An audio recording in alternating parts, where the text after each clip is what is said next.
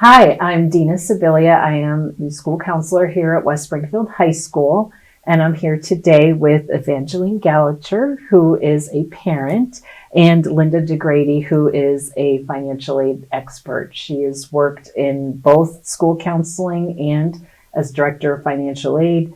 She's done numerous presentations on financial aid, so she is an expert in this process. So welcome. Thank you for being here.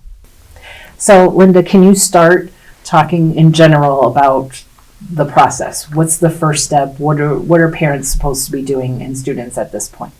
Well, the process will depend on how old the student is. So if you're the parent of a senior, the process is beginning to unfold as we speak.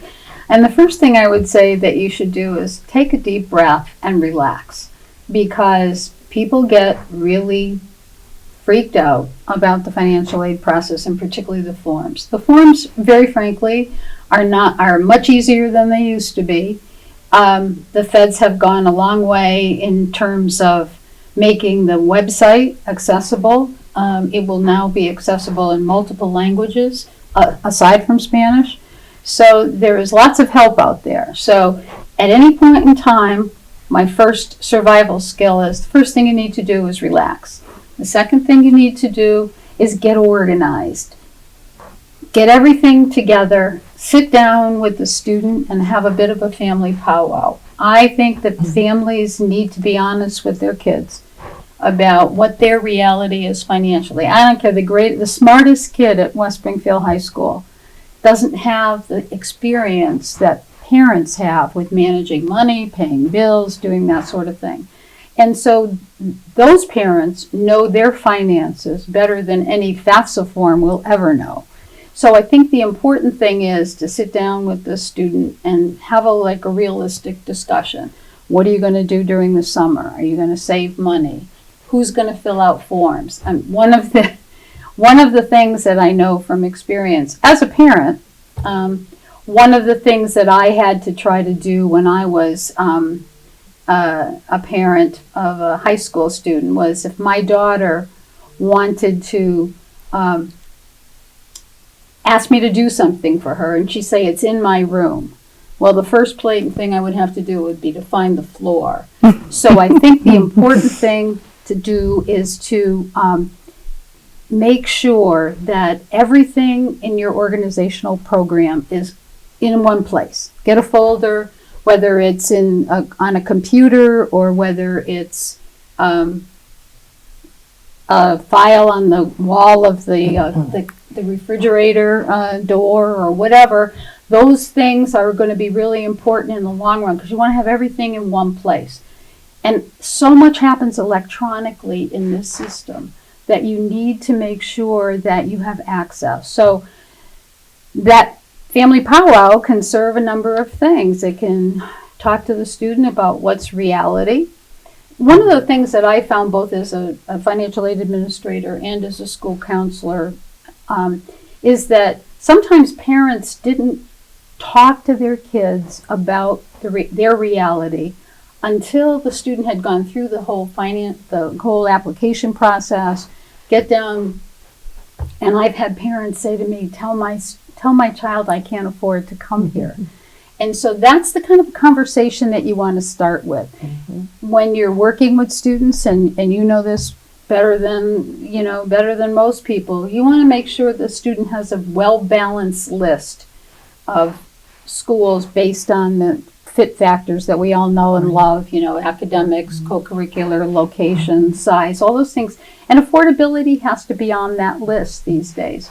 So it's important for them to have a safety school for financial purposes as well as for admission purposes. And the important thing is that the student is aware up front about what parents are willing and able from their perspective to do. The system will crank out award letters or decision letters for students, but that may not agree with what parents think they can do. So it's important. The other thing that I would encourage families to do in that time is to have a serious conversation about educational borrowing, because most financial aid packages for most students these days involve some federal student Right. loan. For families that say, oh, my child is not going to borrow anything, it means that they're going to limit their choices. So the important thing is to have a balance set, and borrowing is a way of life in our country. Think of all the things that we own that we wouldn't have owned if we didn't have a credit card or a mortgage or whatever, or a car loan. So students need to know that financial reality pretty quickly. The other thing I would say is that in that organizational get-together that you're going to have, is that you assign tasks. I'll just tell you a quick story. I got a phone call from a hysterical parent, my mom, one day. Her son was not talking to her anymore. It was early April. She was upset because she had forgotten to do something very important. Now, the other thing you need to know is that this woman was a high school guidance counselor, and she spent the better part of the year telling her charges to file on time, file early, file whatever. What did she forget to do? File her own son's financial aid form. So after we got done with the tears and the hysteria, she calmed down, we figured out a way, and we got her through the system. So for her, she was in the game, she was in the biz, so to speak, and she forgot. So putting reminders on your calendars, that sort of thing, that level of organization will serve families really well during the process. There's, I have a funny story where when I applied to college, back then I had a job, I had a checking account, so I just applied and mailed it all in myself. And one of the applications was to the University of Hawaii, and the other one was to Holyoke Community College and UMass, the other two. And I got accepted to the University of Hawaii, and my father just laughed and said, "We can't afford to go to Hawaii," and I was devastated. So I really feel like having that conversation ahead of time. I usually tell the students that story. Another great website that I like to use, especially when we're talking about debt, and you want to make sure that the schools that you're going to help you find that next step so you can pay off these student loans. There's the college scorecard is put out by the government, and it can tell what the average debt is for each student, so what the average loan payment would be. So there's some great resources out there now. Yeah, I think that the issue about educational borrowing for students is one that parents say, I don't want my kid to borrow. Well, okay, but then you're going to limit choices. But the other thing is their repayment plans are readily available, and as long as the student stays with the federal student loan programs, and even now the average debt for undergraduates is somewhere between $28,000 and $30,000. Sounds like a lot of money, but the opportunity cost to not borrowing is also substantial, because for some students it would mean not going to school at all, and for others it may mean not going to school that wasn't really on their choice list. So I'm not saying that people shouldn't apply to reach schools that are more expensive. One big mistake that families make in the application process is they look at the sticker price and they say, we can't afford that. Right. I do some consulting at colleges, and I've worked with colleges that have sticker prices that are bucking up against $90,000 a year. But most of the students on that campus don't pay anywhere near close to $90,000 a year. So, and as much as we tell parents not to look at sticker price, they do, and they make recommendations or provide their kid with directives about you can't apply there because it's too expensive. Sometimes the most expensive school on a student's list becomes the most affordable because of the financial aid packages that they're getting. Right. And that holds true for public versus independent schools, as well as big and small. So it's important, I think, to have that balance in that final application set. Right. A lot of private schools are able to give a lot more, as we talk about the different types of aid. Merit-based, which is based on grades and sports and activities, is money, scholarship money or grants that they don't have to pay back, which brings down the price, versus the financial need, which is really what we're going to get into in a minute. oftentimes too, we tell students that with private schools, sometimes they even become cheaper than state schools. So don't discount those private schools. Just be aware that if you get in, it's going to come down to what the financial aid package looks like. So yeah, that kind of does.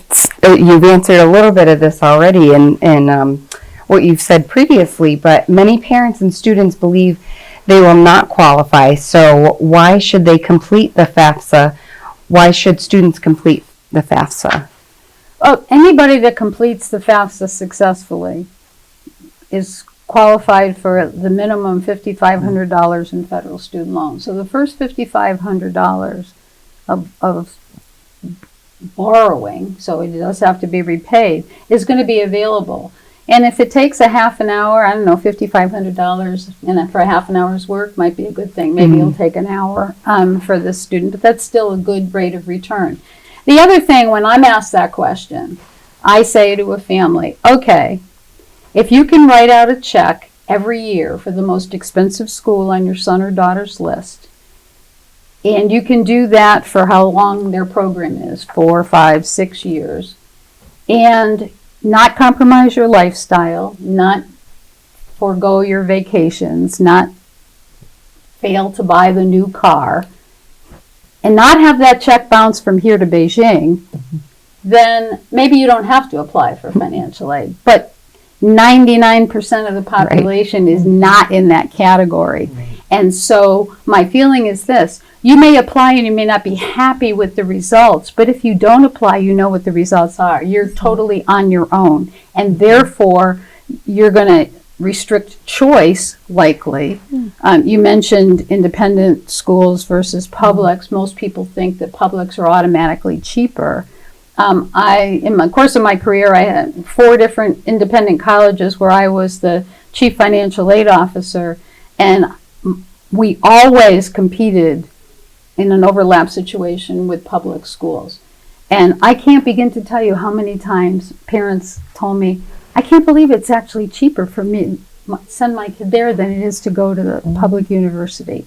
And part of that is independent colleges are offering more gift aid in addition to the other programs that a student might be eligible for. So you can't tell unless you apply. And if you don't get what you want, you haven't probably wasted any time. The other thing you've done is you filed an insurance policy. If something dramatic happens in your family, serious illness, a job dislocation, all you have to do is go into the financial aid office and update your information in order to get an appeal going to reflect your reduced financial circumstances. So there's a lot of good reasons to file. Very good to know.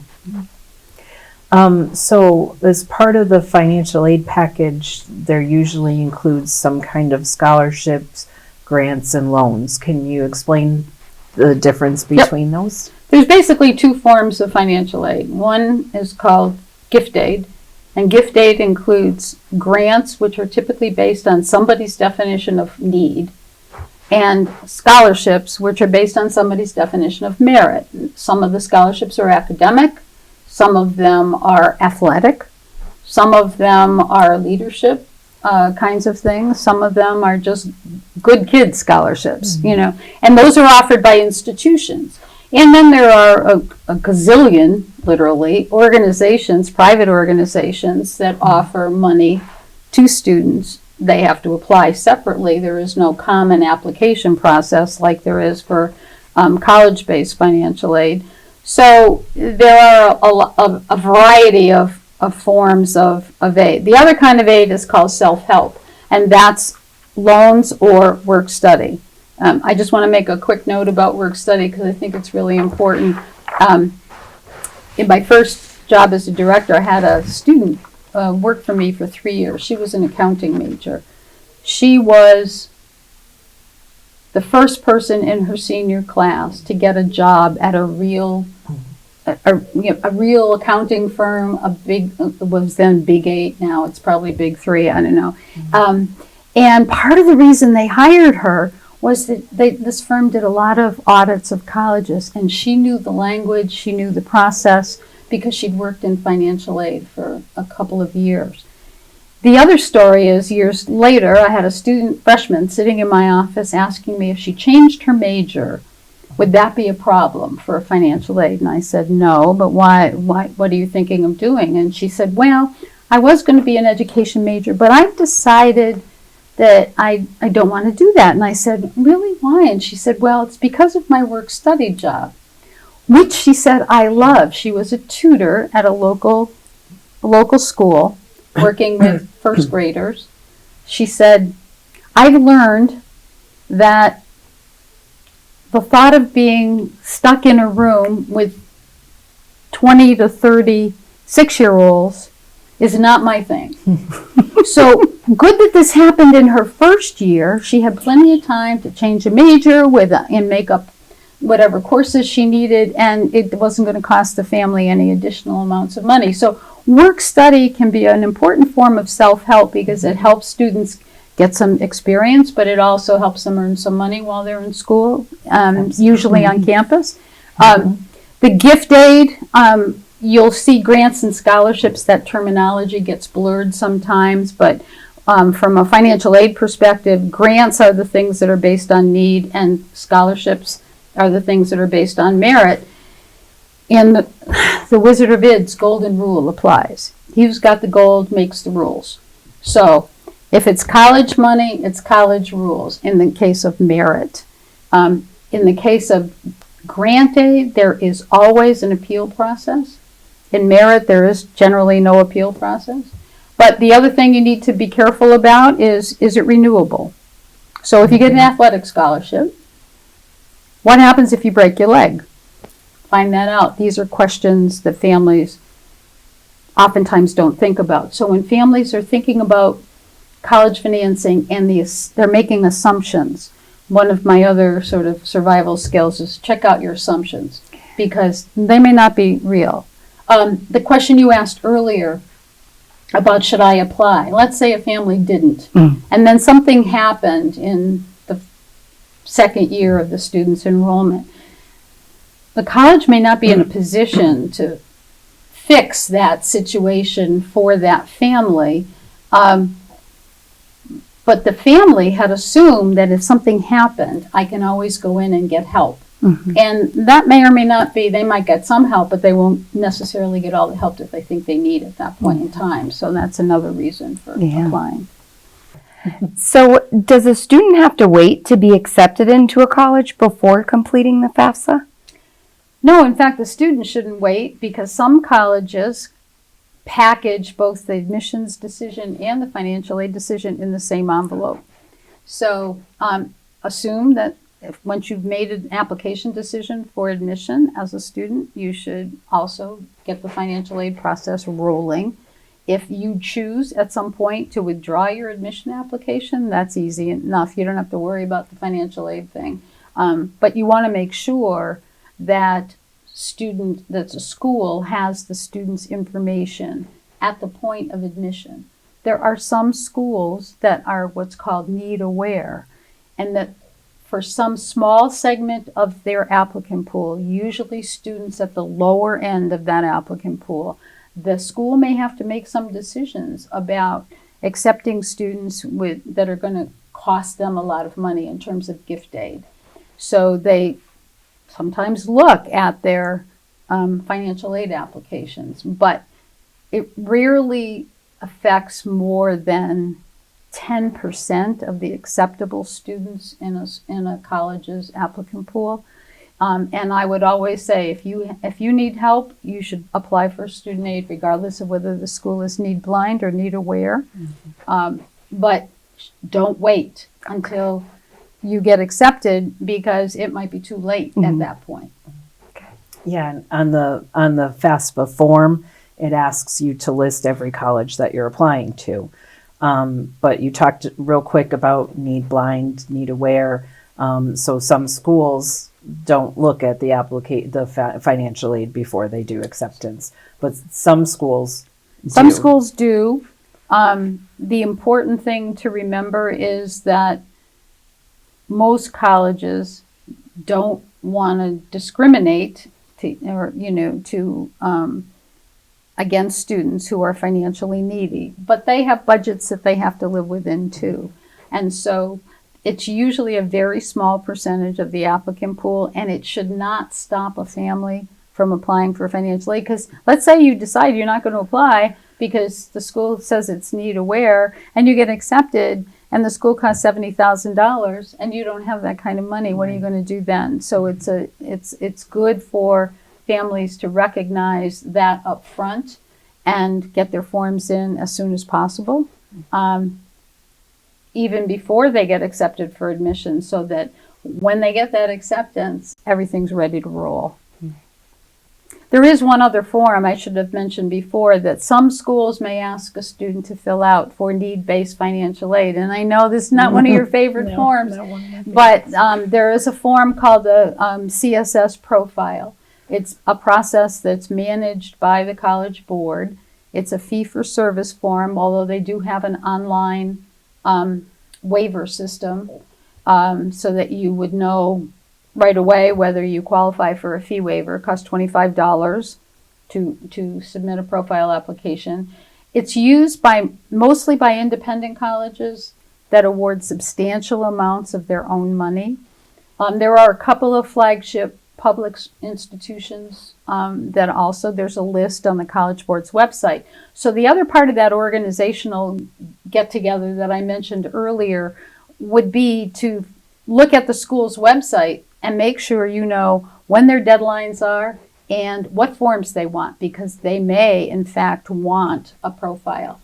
So, and if you file the FAFSA but no profile, you might qualify for federal student aid, but you wouldn't qualify for any of the college's money, because that's how they make their decisions. Again, back to the Wizard of Oz golden rule. Colleges who won't give substantial amounts of money will want to get more information from families that's on the FAFSA. And as crazy as profile might be, the one good thing for families is that it provides a place for families to tell a story.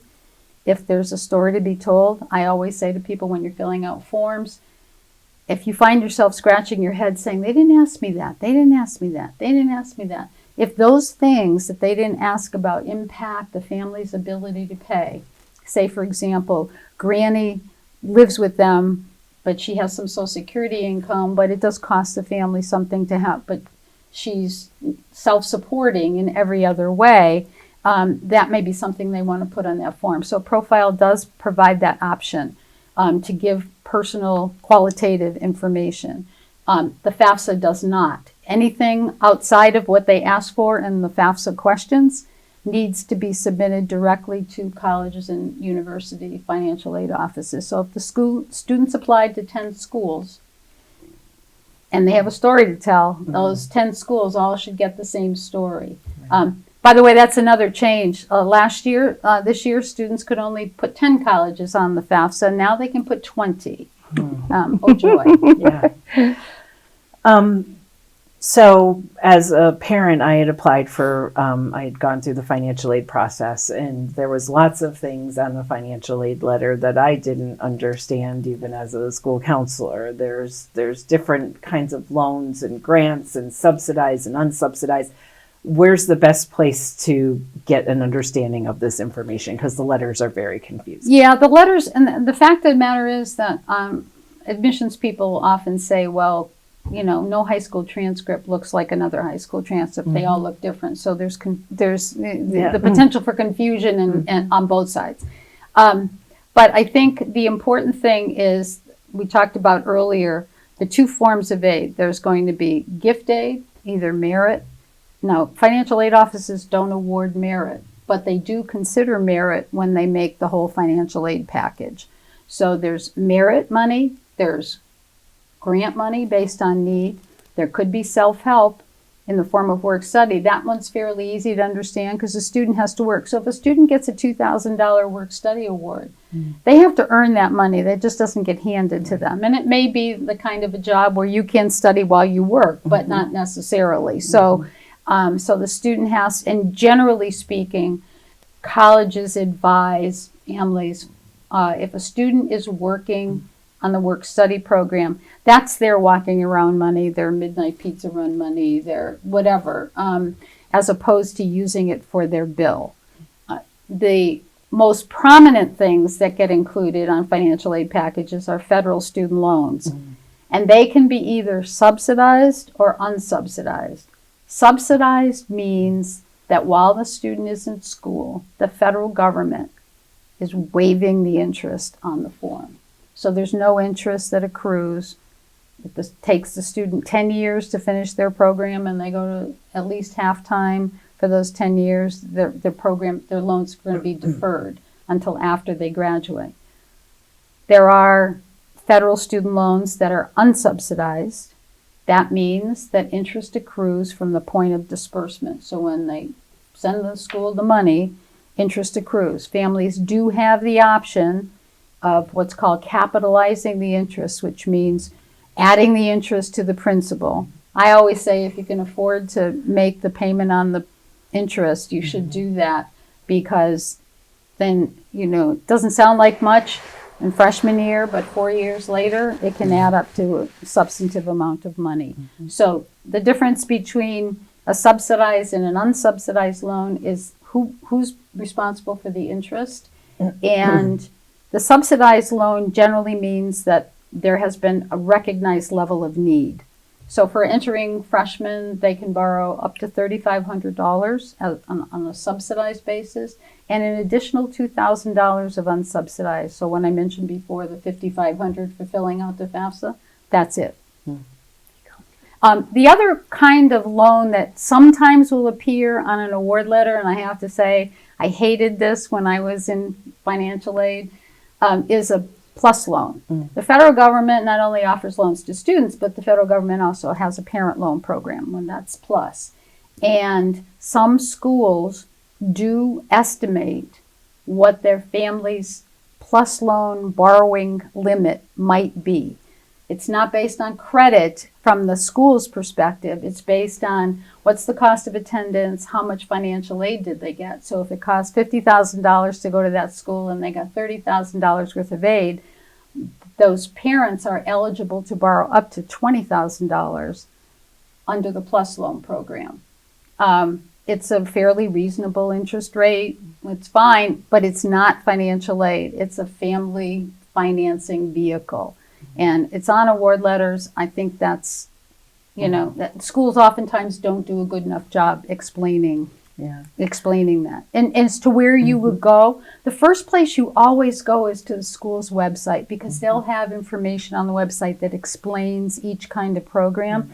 The other, in terms of federal programs, the federal website, the student aid website is a really good resource. MIFA. MIFA's a great Mass Education Finance Authority, a great website for financing. And they also have webinars and glossaries and podcasts. Yes. The Massachusetts Educational Financing Authority is, from my perspective, one of the best services offered, particularly for Massachusetts residents. So we received our financial aid package from the school. So now what? Okay, now is the time to make a decision, and this is probably the student's first, at least from my perspective, one of the student's first major decisions. And it's got to be a family decision. It's got to be right for both student and parent. For example, before, when I mentioned that some parents have asked me to tell their kids they can't afford school, the conversation with the student has to be, okay, if this is a risk for us to enroll at this given school, the student may say, well, I want to go somewhere where I know I can be for 4 years. Or some students are willing to take the risk and deal with it from year to year. But what do you do about the decision?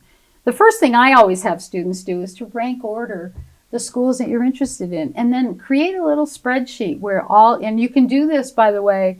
There is a award letter comparison tool that's on a lot of websites, so that you can put the information in and you can get a sense of that sticker price is not what you're going to pay. What's What did you get in gift aid? What did you get in self-help aid? What's the bottom line after the total cost? Nice. So if you get that done for, let's say the student applied to 10 schools, they got accepted at all 10, and they're going to have a spreadsheet, rank order. The students, oh, I'm not sure. Well, okay, this is decision time, and I'm going to take this opportunity to share an anecdote. This is a real one too, but it illustrates what families should and shouldn't be doing. So most students who are not applying, who are applying regular decision, are going to have to make their decision by May 1. They should not make an enrollment decision before they get their financial aid decision. So that's a really important distinction. But now you've got all the admission letters and you've got the financial aid letters. So I'm sitting at my desk one July and I get a phone call from a parent who's kind of beside himself, to say the least. He allowed his son to apply to 21 colleges. So from the first cue for me there was, that's a big number. Maybe they could have narrowed it down, but he could narrow it down, so they applied to 21. He got accepted at about 16 of them, roughly 15 or 16. And they applied for financial aid at all of those schools. They got their decisions, and come May 1, or sometime in April, they're looking at all the decisions, and the father said, okay, let's make a choice. Well, the student couldn't make up his mind, but he got it down to 5. So we're from 15 to 5. So what does the father do? He pays 5 enrollment deposits. In those days, the enrollment deposits averaged $200 to $300. So and they're non-refundable because the student couldn't make up his mind. From my perspective, the financial aid process or the college enrollment process has 4 steps. The first one is all under the control of the family. Where are you going to apply? You can apply to 20, you can apply to 10, you can apply to 3. Leave it up to the school counselor and the student to come up with that good balanced list. Second stage is the admissions decision. You can't influence the admissions decision except for making sure that everything's in on time, the references are there, the test scores if they want them, etc. Your essays that you've carefully written yourself as a student are there. But you lose a little bit of control because the college is making that decision. The third step is the financial aid decision. So again, you get everything in on time. That's what you do. You position yourself appropriately, but the college gets to make that decision. And now we're down to the 4th step, which is making the big enrollment decision, where this father was stuck at May 1 at 5 schools, paid 5 deposits. He's calling me in early July because what happens when you pay your enrollment deposit? Colleges think you're coming and they start sending you information. You get lists of things, you get forms to fill out, you get announcements about orientations. So this student went to 5 orientations in the month of June. He was busy. Well, the other thing that colleges do, and this happens in the summer, and this prompted the father's phone call to me. Colleges think you're coming, and they start sending you a bill for the balance that's not covered by financial aid. So Dad had 5 bills. I can just visualize him sitting at his kitchen table with these 5 bills in front of him, and he's like, Linda, what should I do? And I'm not always the most diplomatic soul, but I said, what you need to do now is to what you should have done back in April or in the early part of May. And that is you're going to have to force a decision. The student can only go to one place. They can't enroll in more than one school. And so when I advise families, I say, look, think about this. Set a timeline. Maybe it's April 15th. Maybe it's April 20th, but it should be well before the candidate's reply date, which is May 1. And force the student to make a decision. If it means another visit to the school, whether it's a virtual visit or an on-campus visit, or if it means calling to see if there's more financial aid available. That's another opportunity if that school is high. But that rank ordering that I talked about before, if the student rank orders their top 5 schools and school number 1 looks affordable, decision made. They don't have to worry about it anymore. But if they have to go down the list, 2, 3, 4, then you want to have questions about each school. What is it that made this school your number 2? That's a family discussion. That's a discussion that counselors will have with students to help them come to that sense of, this is where I want to be, or this is the best place for me. And that may involve some compromises. I was a first-gen student. I got accepted at my first choice. My parents couldn't afford it. I went to my second choice and got a world-class education. Mm-hmm. So it's not where you are, it's what you're doing there that counts. So it's really important for the student to feel like they've had that conversation, that they've been invested in the decision-making process. It's not parents just pointing the finger and saying, you will do this.